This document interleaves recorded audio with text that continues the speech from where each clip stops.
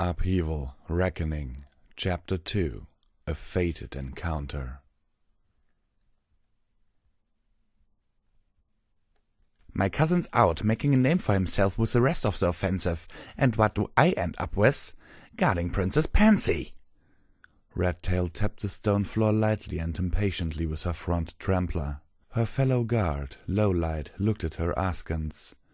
"You sure you should be calling her names when she is so close?" he asked. Didn't you get a good look at her and hear what's going on around the guard? Redtail asked in return. She's just some normal pony now, no special hearing powers or whatnot. Those wings and horn are probably just there for decoration. Interesting that you mention special hearing powers, Lowlight said. You better hope her brother's not using his at the moment. Silence filled the empty hall afterwards. This was the 4th day since Bastion City was saved from a horde of invading Wolven, and the two of them were tasked with guarding their prince's eldest sister. For the most part, guarding Princess Celestia was a monotonous wait. She had spent almost the entirety of her first 4 days in the barrier lands resting quietly inside her room. Meals were delivered at a regular basis. Several times, Lowlight had to sternly warn his partner about helping herself to them as they were brought. Princess Celestia didn't dine on moss and lichens like most of Bastion City. Instead, fresh dragonspine grass and mountain wildflowers from the western barrier land were wheeled into her quarters. Redtail's mouth watered with each delivery, and she scowled when leftovers were taken out. This morning was different, however. When breakfast was finished, both Redtail and Lowlight noticed that the dishes were clean when they were taken away. They snapped to attention when Princess Celestia stepped out of the room. "Good morning," Celestia said in a pleasant tone. Both of them noticed a hint of tentativeness in her greeting. As they had guessed, she was looking much better since she had first stumbled into her quarters a few days back. Though she towered over them like their prince, she did not have the same intimidating aura as he did. Redtail was dangerously vocal about how that was a sign of weakness, yet one more symptom of both Celestia's loss of power and the centuries she spent hiding from battle. "Good morning, Your Highness," Lowlight replied as he saluted. Redtail said nothing, but she saluted smartly enough. He was thankful that the heavy barding that all guards wore hid Redtail's face. Unlike his partner, he sort of liked the much softer presence that his princess sisters had. For him, the difference among his rulers reminded him that there should be more to Equestria than the Legion. Ever since Princess Luna first arrived in Bastion City, he had been entertaining thoughts of a more peaceful Equestria. "If you don't mind, I wish to speak with my brother." "As you wish, Your Highness," Lowlight said. "We will escort you to him at once." He took the lead while the princess walked behind him. Redtail brought up the rear. Their instructions were clear when it came to guarding the princess. They were to escort her anywhere within the grand meeting hall. Prince Terrado was to be consulted for anywhere beyond that. No pony save for a Saint Legionnaires was to be allowed near the princess, and any attempt to harm her was to be met with swift and lethal retaliation. Lowlight was relieved that the princess made her brother their first stop for the day. It wasn't long until they arrived at the doors of Prince Terrado's quarters. "He should be arriving within the week," Terrado said. "I will do as you command, Your Highness," Seascale replied. Despite her name, she answered in a completely neutral tone. Terrado had come to expect that from her. Even when he had mentioned that he was entrusting a very young dragon under the care of the notoriously antisocial Kirin, who specialized in hunting rogue dragons, she didn't so much as bat a scaled eyelid. She bowed low, and Terrado dismissed the spell so he could focus on other pressing matters. With initial reports from the siege of Fangbreaker coming in, along with scouting reports from his spies in Wolvengard, Terrado braced himself for a busy morning. So far, Nightmare Moon had not made an appearance in Fangbreaker, and Fenrir was staying true to the pact. However, Terrado paused at the feel of hoofsteps approaching his quarters. He extended his senses to the stone floor, identifying his visitors through tremor sense before they could even come close. He recognized the hoofsteps of 2 of his heavily barded guards. It was a third pony walking towards his quarters that piqued his attention. There was no mistaking his light-stepping older sister. Despite being taller than any mortal pony, Celestia walked softly enough to put a filly crawling on a thick carpet to shame. When the door finally opened, he had already set aside the papers he was supposed to deal with, so he can focus his attention on her. The two guards bowed upon entering his presence, while Celestia hesitated for a moment before stepping inside his quarters. "How are you feeling?" he asked. He gestured for the guards to leave and remain outside his quarters, then shut the doors behind them with his magic. "I'm much better now," Celestia replied. "Thank you." She took another step towards him. Towards any other pony who showed him this sort of nervousness, Terrado would have already been annoyed. For Celestia, it was easy to make an exception. "Do you need something?" he asked. "I would like to walk around this city, Terrado, to see what Equestria is like beyond my barrier." "Are you under my command now, Celestia?" Terrado's answer put a puzzled look on Celestia's face for a moment. A slight frown creased her face. "Certainly not." "Then why are you asking for my permission to do things?" The frown disappeared, followed by a look that Terrado could have sworn was apologetic. "Even if I'm not asking for permission, I still want you to be happy with my decisions," Celestia said. An awkward moment of silence passed. The conversation threatened to shift towards their past, but Terrado refused to let it. "Not with this one," he said. "I would rather you stayed put for now. There are a lot of ponies out there who weren't happy with your barrier, Celestia. You risk being attacked if you decide to wander around the city. I can't accompany you and take care of my other duties at the same time, so that leaves moving a lot of legionnaires to keep you safe." "Is danger truly that great, brother?" Celestia asked. Terrado's face twisted in embarrassment. How he wanted to say that he was exaggerating, and that the ponies of the barrier lands respected and adored Celestia. The truth, however, was that even the harshest punishments could not hold back centuries of building resentment. He knew the grumblings that his subjects thought they were hiding from him so well. "It could be just a doddering, half-blind pony with a rusty shank and a grudge, and I would still have you guarded at all times," he answered. "Perhaps they don't have to know that it's me who's wandering around," Celestia suggested. "Just a touch of transformation magic would do." "True," Terrado replied. "And with all the preparations for retaking Fangbreaker, you won't be drawing too much attention." He stepped forward with his horn glowing.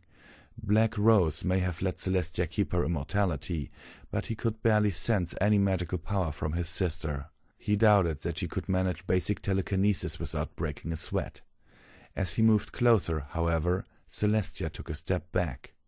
The surprise on her face when she noticed this movement told him that it was instinctive. He stopped and stared at her quietly. Celestia lowered her head and her voice trembled slightly. "I'm sorry," she said.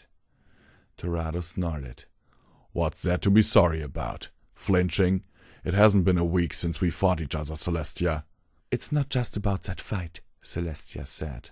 She managed to walk forward until she was a leg's length from him. "This flinching is just one symptom. The way I've been thinking of you and treating you, She stopped when she caught a glimpse of his face. "I see where this is going," Terrado said. "Now that you need me more than ever, I'm suddenly your dear brother again, am I right?" Celestia's eyes widened. Indignation tinged her voice when she responded. "What? That is not true at all." "Then don't do this to me, Celestia. Not when the back of my mind keeps saying that." Celestia took another step back. This time it came as no surprise to Terrado. When he raised his voice, he had instinctively raised himself up and leaned forward in a combative stance. He cursed at his own reflexes, his volcanic temper, and the centuries that had created the two. "I'm sorry, Luna," he sobbed, "but this is going to be much more difficult than I thought." He lowered his voice and the threatening stance he was in. "I swear I will restore your powers," he said. "Until that time, don't do this. Don't bait me with something that I'm terrified you'll take away again once everything is back to normal." "Terrado," Celestia extended a foreleg to touch her brother, but he raised his glowing horn and cast a spell before she could do so. A burst of grey magic erupted from him and engulfed her. When the spell settled, he was no longer staring at a weakened alicorn, but a lavender earth pony mare no bigger than Twilight Sparkle. Her mane was a much darker shade of purple, cut short, swept to one side, while her tail was kept short and straight. "There you go," Terrado said. He smiled at his hoofwork. "You're Sundrop, an earth pony volunteer from Heartstone City." He turned around and walked back to his desk, where the reports he had been ignoring waited for him. "You'll look suspicious with armed guards following you, so I'll have Special Operations keep a careful eye out. Try not to get into any arguments, as they will be instructed to shoot any pony who so much as spits in your direction." Celestia looked her disguise over, even running a hoof down her mane. "Is there any particular reason you chose this form?" she asked. "I like earth ponies," Terrado replied. "Also, you won't be called upon to use magic or fly.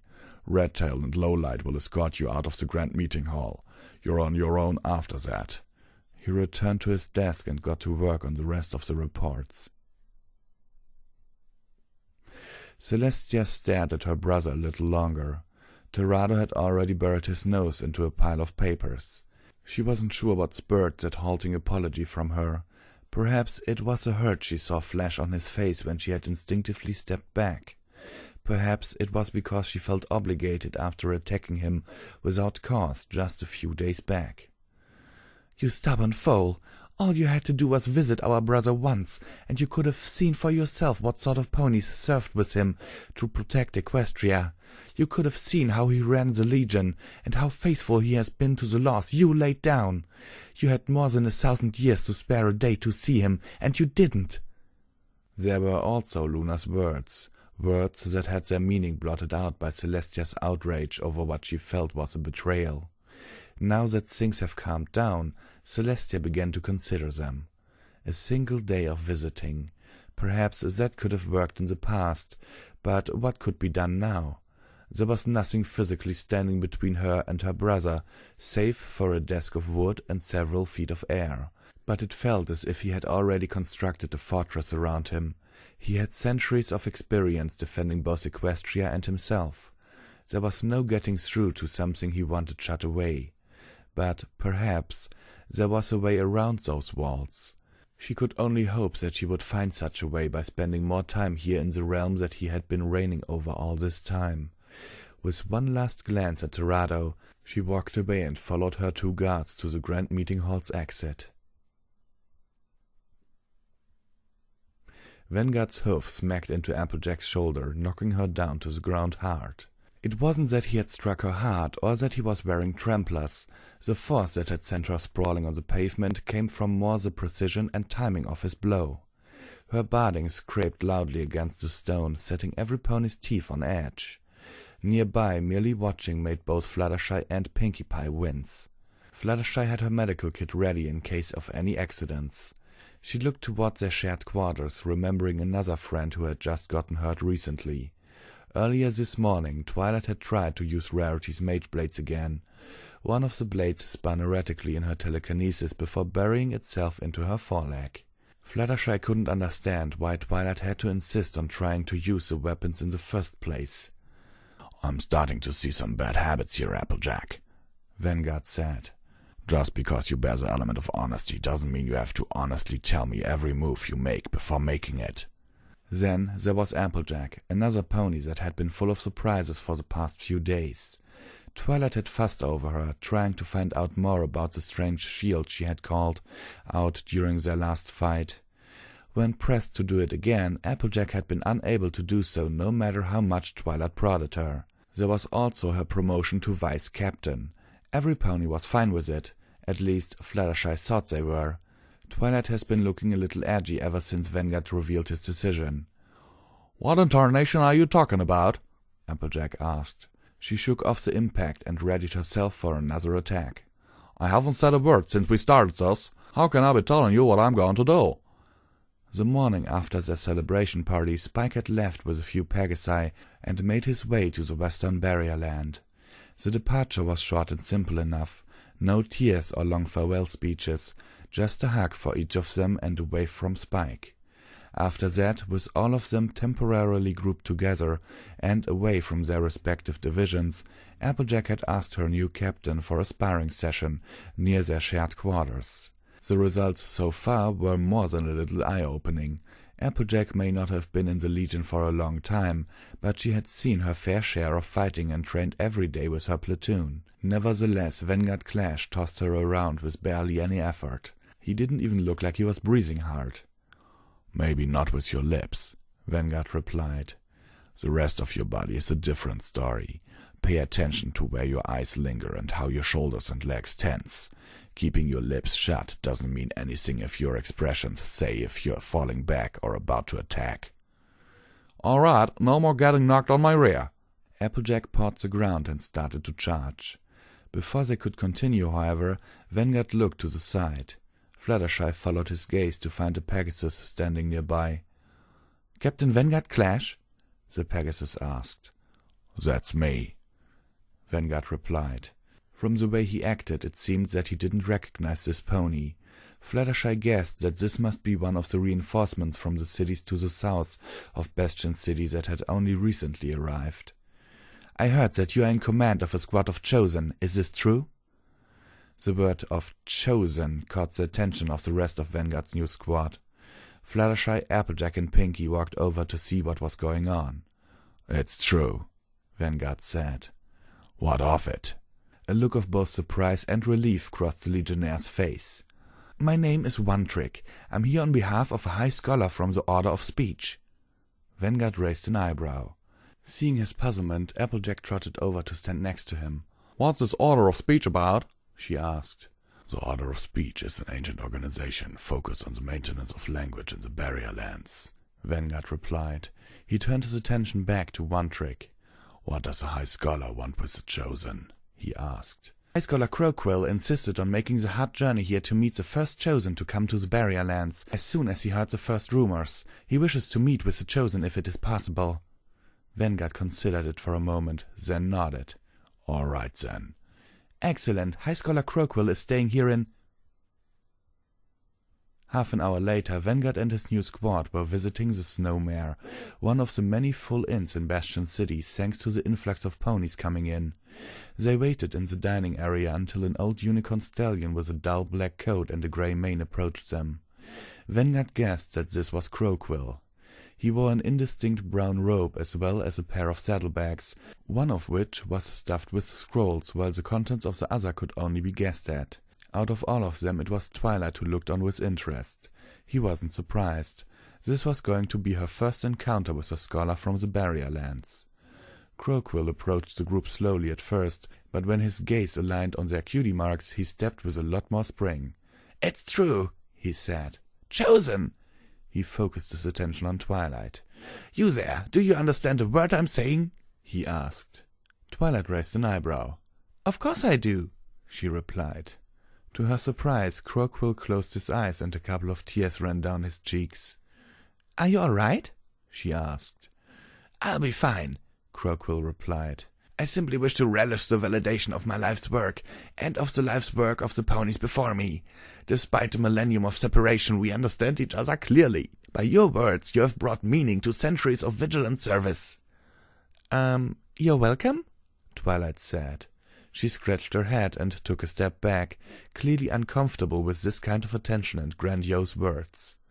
A minute of silence passed before Crowquill collected himself. "There is one more piece of business to deal with," he said. "As unlikely as it may be, have you perchance heard of the Apple family?" It was Applejack's turn to step forward. "Heard of 'em? Why, you're looking at one of 'em. The name's Applejack. What can I do you for?" Crowquill's eyes nearly bugged out of his head.